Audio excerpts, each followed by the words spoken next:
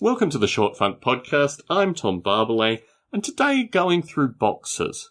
I'm in the process of disassembling my podcasting room. It's taking vastly more time than I had initially anticipated, and in large part because I didn't realize the volume of stuff that I had packed away.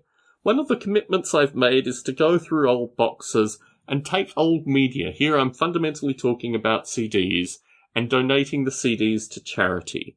For a couple of years now, I've been pondering what to do with old media, and DVDs as well. And I thought in some regard it's kind of quaint to still have these bits of information because you can go back to them. And one of the things that greatly concerns me is that all the digital media that we see in physical form was not actually converted to streaming and, these other things.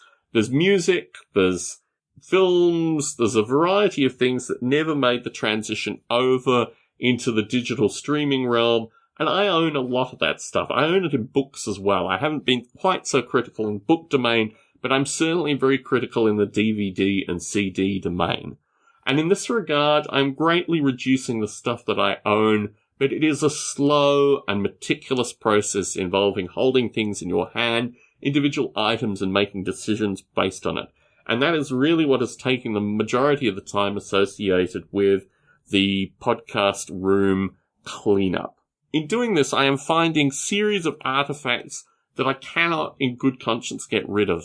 And many of the artifacts I think are going to be components in the Noble Ape Kickstarter coming up very swiftly.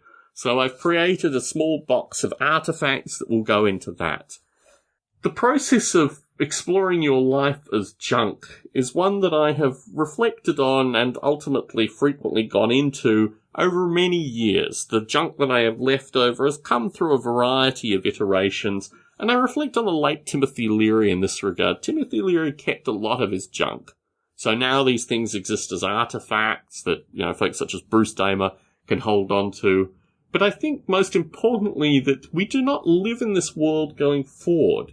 We do not live in a world that is populated by this kind of junk. I mean, take, for example, these Short Funk podcasts. They come out, you listen to them, and then they disappear in the ether.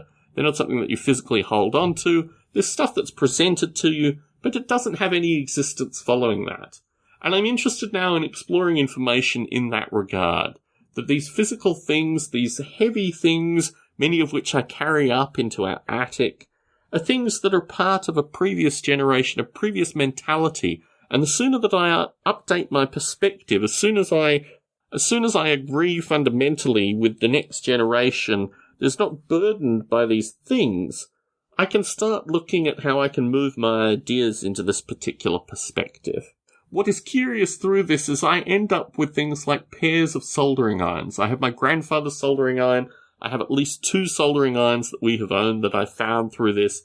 And now I have a small collection of soldering irons. What do I do with it? I can't use my grandfather's soldering iron, but it still has a deeper meaning to me than a functioning soldering iron. But maybe I need to get rid of some of the soldering irons that I own, so I only have one good functioning soldering iron, which I at least can easily find, which after the past few years has not always been the case.